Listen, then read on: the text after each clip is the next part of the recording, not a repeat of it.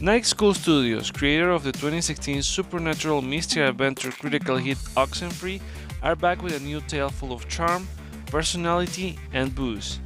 Afterparty kinda flew under the radar for me when it was announced in 2017 and ended up noticing it until recently, but the fact that Oxenfree was one of my favorite experiences on PS4 and it was gonna be on Xbox Game Pass on day one made me really hyped to play this game.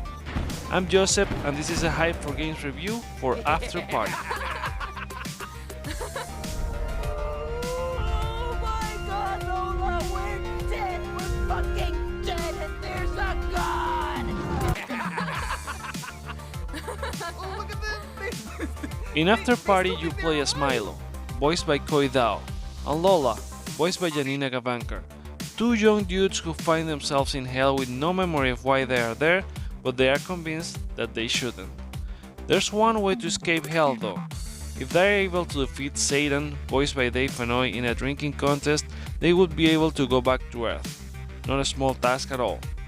Along the way, you'll also meet your personal demon Wormhorn, voiced by Erin Yvette, tasked with performance reviews after every section, which indeed tortures our main characters.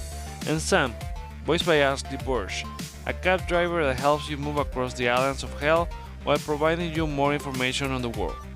It all works as an interesting premise that may sound a bit simple on paper, but on execution is so well developed due to smart writing and storytelling, world building, and the performance of every voice actor for each character you meet along the 6 to 8 hours of this hellish adventure. Having a good adventure so far? I'm just about to clock in, just wanted to... Your quest to get out of hell involves taking choices as both Milo and Lola, throughout the conversations between them and with NPCs, which shape how the story plays out and how characters interact with each other. This gets a bit more complex whenever you enter a bar. Drinks are marked with categories showing how it affects your interaction with other characters, providing new conversational choices, and they can also provide new ways of solving problems and challenge your skills on minigames as the screen blurs and moves on every sip.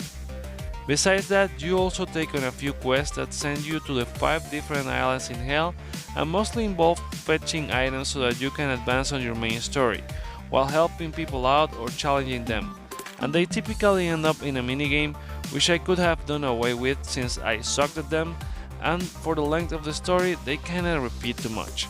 Don't get me wrong, there's not a big complaint here since for me the main draw of the game is the story and characters, and these gameplay elements, while basic, work well. You wouldn't be attempting to intimidate Mrs. Sangbong and Lola Wolf at my carousal, would you? I'll just be going into the party now with my special VIP invitation.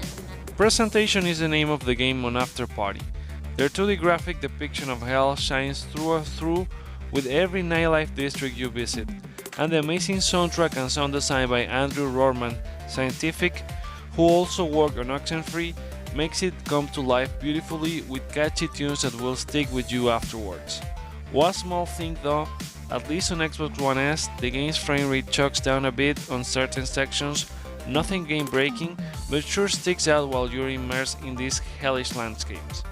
While world building is done with your interaction with characters, there's also the Beaker app that sits along the menu screen, which is a hilarious take on Twitter that will make you check quite often to see how the denizens of hell are doing in this party night. Was any of that stuff about playing records in reverse to hear satanic messages? Was it real? Oh yeah. And not just records. TV shows, commercials. Next! We're fresh out of Priest Platter, but what can I get you?